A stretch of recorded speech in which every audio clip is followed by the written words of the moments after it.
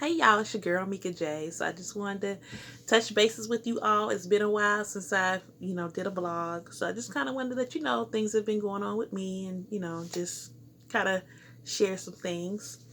So back in March 2020, my husband, Papa Smurf, he had a stroke. And it was a pretty severe stroke. It happened at home. I was home. We were able to get him to the hospital as quickly as we could. They did, all they could. And so it left him with some deficits, where his right side is paralyzed. His speech was affected. And so we've been dealing with that. So, and this was like right at the start of COVID. So he went in March. He didn't come home till July. So, and I couldn't even come see him because of COVID. I wasn't allowed to see him. And so he stayed in the hospital maybe 3 weeks. Then he went to a nursing home pretty much. And that was like 45 minutes away. And when he got to the nursing home, he wasn't allowed any visitors. But they did allow window visits. So what I would do is I would drive up on the weekends because I had to work. I still was working. I would drive up on the weekends and visit him at his window. It was just so sad, I couldn't touch him, couldn't really, it was just hard to communicate with him, especially with the speech impairment. So this was like, by the time he made it to the nursing home, this was probably like April. So the weather was starting to warm up. So some days were chilly, and I would remember taking like those lawn chairs that you fold up and that you kind of carry on your shoulder. I had one of those in my trunk, and I would take it and sit outside his window, and they would open the screen, and we would just sit there and talk. And then he had a feeding tube, so he couldn't even like eat like regular food. He was like on a liquid diet. He had lost a lot of weight. And then they finally, eventually, maybe after a month or so, they took him off the feeding tube. And so they put him on like a mechanical soft diet. Then he went from that to like straight, solid, regular foods. And so when I would go see him, the food was so crappy there. I basically, like, once he started eating, like, out of the vending machines and stuff, so what I would do is, when I would go visit him, I would get, like, a whole bunch of ones and give them to him, leave them with him so he could buy from the vending machines because the food was so nasty. I didn't eat the food, but he said the food was nasty. And so that kind of helped him get over the hump so he wouldn't be hungry. I used to ask him, did they have alternatives, but I don't know. So that happened. And then as the weather got warm, I would sit outside. Then we finally figured out how to open the window. It had a screen, but then you could like slide that screen back. We didn't let them see it, so I would kind of like stick my hand in there and shake his hand, squeeze his hand, something, or pass him things. Because when he started going back to the regular diet, there was like a KFC like up the street, so I would always stop there and get him like a little chicken dinner and stuff. I remember the first time I had brought him a chicken dinner, that was his first time eating like good food in months, and he annihilated that chicken. I wish you could see. I should have took a picture of the way he was eating that chicken. I felt so bad at the same time, like, man. And then this went on throughout the summer. He didn't come home till July. So then in June, he ended up getting hospitalized again because his he had gallstones. And so they took him to the hospital. They sent him to the hospital back in our town. And so he stayed there for like another 3 weeks.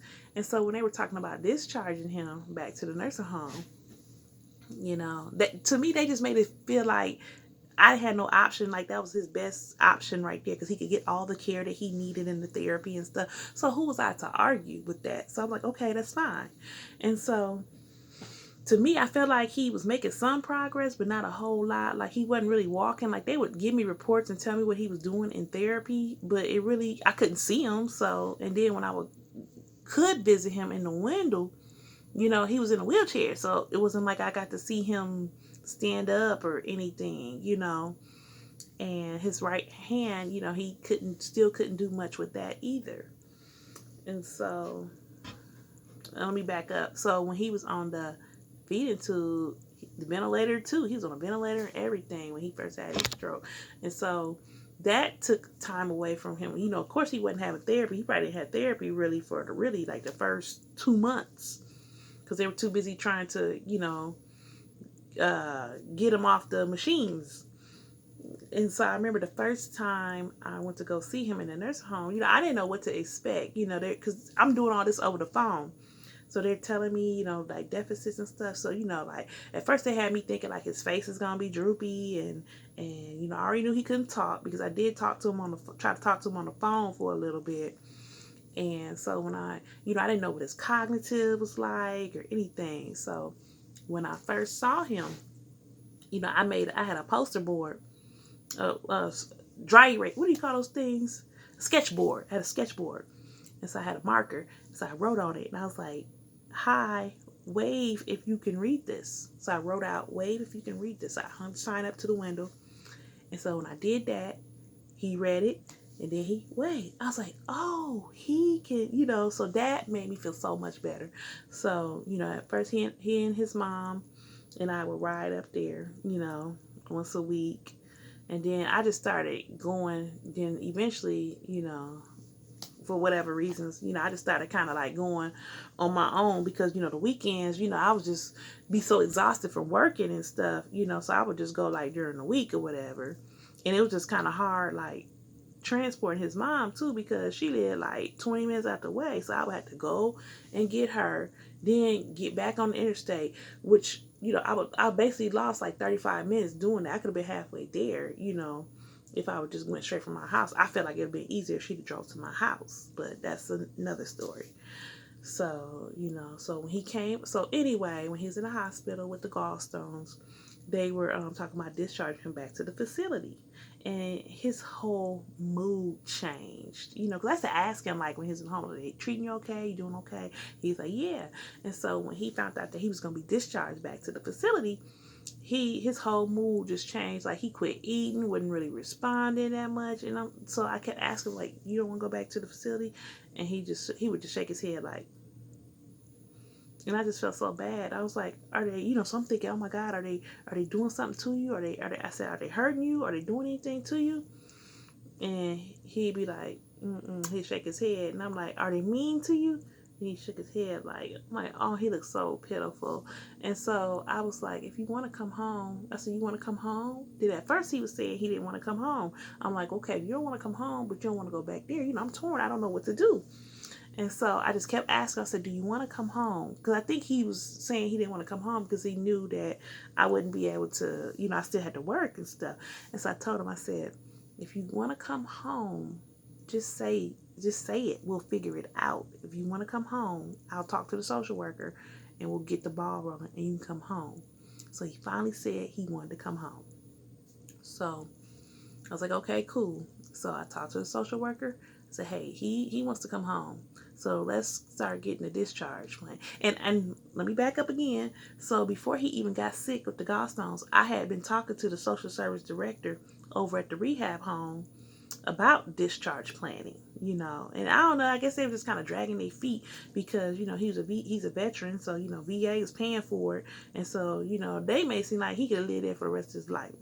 If I wanted him to, if I was like the type of woman that'd be like, oh, he can live there for the rest of his life, they would because the VA was paying for it. But no, I want him home. And so anyway, so I talked to the hospital social worker, so we started getting the ball rolling. It still didn't happen right away. It still happened like 3 days later. And so the day he told me he wanted to go home, I called that rehab home. I drove 45 minutes. I cut my hospital visit short to get on the highway, drive 45 minutes there and back to go get his stuff. And then I went back to the hospital that night. So I went and got his stuff from the hospital. From the rehab home. brought it home. They gave him everything. Of course, when you go to a nursing home, a lot of stuff, a lot of clothes and stuff you bring in there with them. You're not going to come back with it because stuff gets lost. It don't even matter if you put their name on it and stuff, unless you got something, distinct. Like, okay, everybody know that this red Nike jacket is mine. That's the only way you probably going to keep up with stuff. But most stuff is just a free-for-all pretty much in the laundry room. And a lot of times stuff gets soiled and they just toss it or whatever. But anyway, so I went and got his stuff. Everything was intact. So I took it back to the house, washed all his clothes. It had that little funky nursing home smell. And so I washed all his clothes and stuff.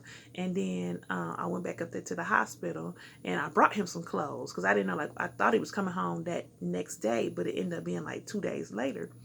So I went and got his stuff, brought him some clothes up there. And, I didn't know what I was going to do. Like, as far as work, I was still working and I had to pray about it. I'm like, you know what? I'm in a position where, he's a veteran, prior to, him being sick, he was a disabled veteran. And so, and he's compensated. So, I thought about it. I said, we'll be okay. I can go ahead and quit my job. So the plan was I was going to work like another month. I worked another 6 weeks. I pretty much worked 6 weeks after he came home. And I could have quit sooner, but I just wanted to, I quit at the end of August. I resigned, to be a caregiver for my husband. And so at first when he first came home, I used all my vacation time and stuff, sick time, and I was just working half days. And so we didn't have a plan in motion or nothing. We didn't have a caregiver or nothing. So like basically what I would do is I'd leave out early in the morning. He'd still be asleep. I'd get him up, go to the bathroom. Then I'd be home. I'd be home like 8 or 9 o'clock in the morning because I would, I had it timed, I would be, I work like 3-4 hours and then come back home and be home just in time to take him to the bathroom. And by the grace of God, he never had any bathroom accidents or anything. I give him his meds and stuff like that. Then we go on about our day. And we didn't have a caregiver or nothing. We didn't get a caregiver probably maybe 2 weeks before I quit, but I had already turned in my resignation and stuff. So, but once she came, she didn't come until maybe like an hour or two before I got off. So he still would be in the house by himself for like an hour or two, but he would be asleep. And so I would already take him to the bathroom and stuff. And, he couldn't even walk or anything. And then we didn't even have the equipment for him to, kind of maneuver around. Like we didn't have a wheelchair or nothing. All we had was a cane. And we didn't even get the cane right away. We had a quad cane that my mom had let us use. And she gave us a walker. But he didn't need the walker. The cane worked better. So, but then once the VA stepped in, they was on it. They got us everything we needed. Cane, walker. No, we didn't get a walker. Cane, wheelchair. They even had some people come in and put like the safety bars up in the bathroom and stuff. And so once we got the safety bars up in the bathroom, he could go to the bathroom by himself. Because at first I had to take him to the bathroom. I had to lift him and take him to the bathroom and stuff. And so I had been going through a lot dealing with him. So so then the caregiver came. So by that time I ended up quitting my job. And so then I started taking some online classes. I was trying to change my major because I'm basically experiencing compassion fatigue because, I'm a social worker, counselor. So I wanted to go into something different. And so I was like, I do HR. And so, of course, I was taking, business classes. So, trying to work on my MBA. And I don't know, I just really struggled with the class. So I took the class and I was just like, I don't know if I want to continue with this program, because I'm like, maybe it's the school or something, it wasn't for me. But, so in the meantime, I had been, basically just my life pretty much revolves around him. I take him to his appointments. He has therapy like 4 days a week in the afternoons. And then in the meantime, I'm at home. I'm usually, doing like Zooms, self-care Zooms. And I end up earning a couple of certificates, online, like OSHA, employment law, things that I could just add to my resume and anything else. So I'll probably go back to school maybe in the fall, because right now we're like halfway through November, so maybe back in August I will go back to school for something. I even looked into cosmetology school, and that's cool. But the thing is, the times that it's daytime hours, and like if he got therapy or doctor's appointments or something, that's gonna be kind of tough. So I just need some time to figure out like how I'm gonna do it or whatever. I mean, it's always been a dream of mine to get my cosmetology license. Don't ask me what I'm gonna do with it. I mean, I've never been one to like do hair or anything like that. I mean, I can do my own hair, I could do my mom's hair, but I ain't never really like did nobody's hair for money, But it was just something cool that I just wanted to add under my belt, just to say that I have it. And then it's good like with the type of business that I have too. Like, shoot, I could build an empire off this, I don't know, just something. I don't know, just something to think about, Then I thought about getting my MSW, even though I'm experiencing compassion fatigue.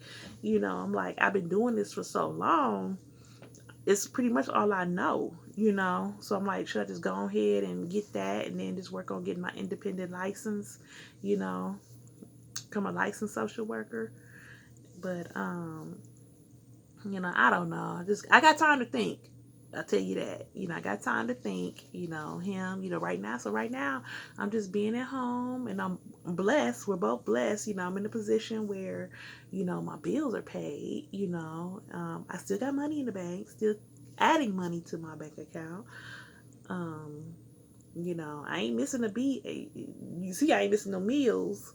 But I haven't, one thing about this whole quarantine thing, I haven't gained any weight. Knock on something. I haven't gained weight like a lot of other people have. I mean, I'm already big, I guess big enough, But, I've been kind of keeping my weight down, shoot, working out with him, lifting him and doing stuff, that is a workout.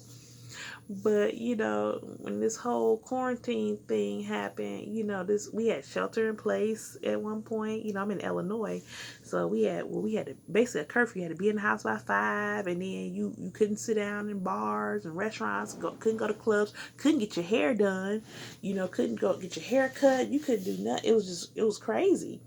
And so, I was good for that part because, I wear a lot of wigs and stuff. So, then I could do my own hair. So I wasn't really hurting when it came to that part. And then you could order a lot of stuff online. And then, you had like essential stores open, like your grocery store, Target and stuff like that. And like, it was crazy because you go in these stores, like right before he came home, I knew he's going to be taking therapy and stuff. And so I always shopped for the next season. So he came home July. So I'm already thinking ahead, like getting fall and winter stuff together. So he's going to need a lot of sweats, a lot of, comfortable, loose fitting clothing so he can move around in.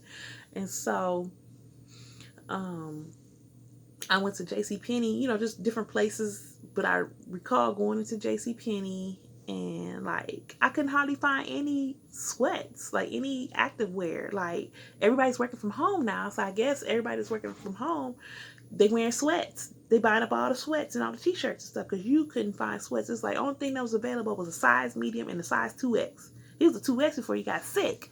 So at this time, I'm needing large bottoms and extra large tops, and I just could not find any of that. And it's still hard to find in November. It's still hard to find any active wear right now because everybody's working from home. So a lot of people, they comfortable. They just putting on whatever. Some people working in their pajamas. But anyway, but since he's been home, he's been good. He's getting stronger every day. Speech is getting better, walking better. He still walks with a cane, but he's getting better. He's getting stronger. He's in positive, mood. He's people have been calling, checking on him and stuff. And one thing they don't tell you is when you caring for a loved one, how messy family can be. They don't tell you that. So when he came home in July, one of his sisters wanted to come visit. And I was really trying to be nice about it. And I was just like, she was trying to come visit in August and stay for a week. And I'm like, well, really, no, that's not, I was pretty much like, nah, that's not going to be a good time. So with all this COVID and stuff, just wait till the holidays and let's see how this COVID thing plays out. And, everybody else understood, and she was just like, I'm just not understanding. And I don't know why you're not understanding. And so basically I had to break it down like, girl, it's basically going to be a lot on me. You come in August, staying for a week, and he just getting acclimated to being at home. I just don't want no house guests right now. And so, we kind of go back and forth or whatever. And to me, first of all, you only call when it's convenient for you. Everything is at your convenience. You don't never consider other people, you know. It was all about you. And so, to me, it was kind of like she realized summer went by and she went nowhere. That summer didn't have no vacation, so she thought she could come crash at her brother's crib. No, you can't. Not this time. So she went complain to his mom about me not allowing her to come. And so, and that pissed me off because you already know the history between me and his mama. So why would you do that? And so I got my feelings. And so I was like, okay, I can't stop you from coming to Peoria, but you pretty much like, you bring your ass here, I'm gonna pack his bag and all y'all gonna be at his mama house quarantined together. Since you want to play that game, all y'all can go over there. And I hate to have put him in the middle of it, but I'm like, she ain't come to my house. At this point, I don't even want you at my house. And so so we continue going back and forth or whatever. She was like, well, it would be easier if I came to visit him and I could come visit him while you're gone. First of all, okay, Scoop, that's rude. So basically you already said you ain't fucking with me. You said this initially. So I'm like, okay, we can play that game.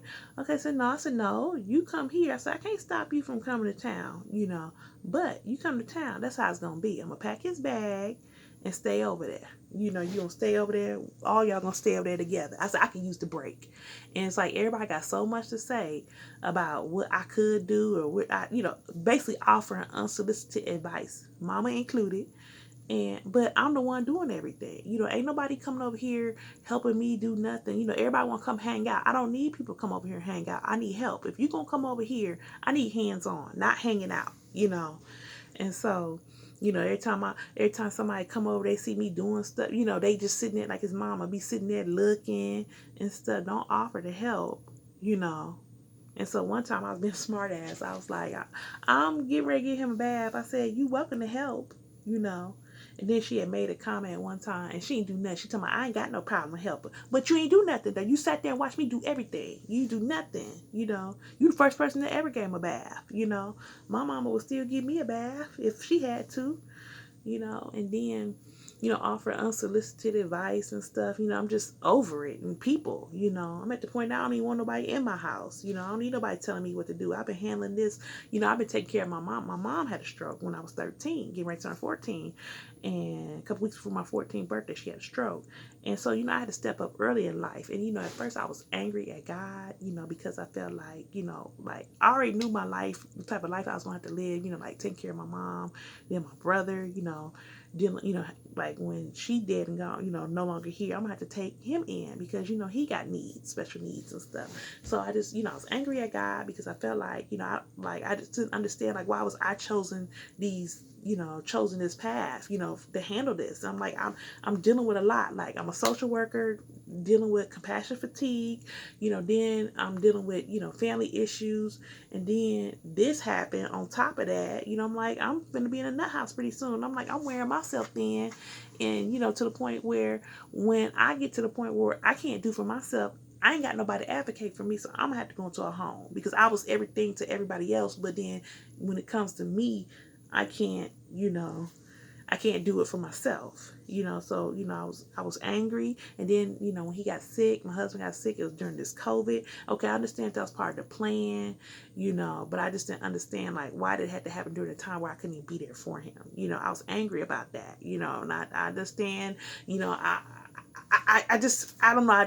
Maybe it's a silver lining somewhere. I just don't see it right now, but it's just overwhelming at times. And I just don't need people being all in, trying to be all in my business, trying to tell me what to do or just saying little stuff, but you're not offering help, And he has a couple of homeboys that have really, stepped up to the plate. A couple of them that, like one homeboy would call every week, seeing if I needed anything. He came change my light bulbs for me that were in my I had high ceiling, so he changed those light bulbs for me. A couple of them gave me money to like get him things that he needed, and then a couple of them a visit and stuff. So we're grateful for that. But he has a few people that was close to him at one point that don't even call or check on him, and that hurts. I guess he going through so much he don't realize it, but I know who's there for him and who's not. So when he does recover, good enough, I'm just gonna remember that, and then I'll probably be giving them the side eye if they try to come around, after that. This is when he needs you, but that's what I've been dealing with, the last few months. So I'm still working my business. I'm just pretty much working from home. So I ship stuff out on a daily. So I'm blessed. We're blessed. So I'm going to do more videos. I know it's been a while, so I just wanted to let you guys know that, what's all been going on with Mika J family. So, if you've been following me for a while, me and Papa Smurf, just say a prayer, we can use them right now. And, it's not easy being a caregiver, and I don't get paid for it. I don't. They have services, like provided by the state, but we don't meet the qualifications right now. So, I don't know what the future may hold, but right now we don't meet the qualifications. So, so I'm not getting paid for this at all. So, so we've been okay. We're in a good position. Still able to pay our bills and still have money to save. So that's a blessing. So that's it. That's all. So thank you all for tuning in. It's your girl, Mika J. Holler.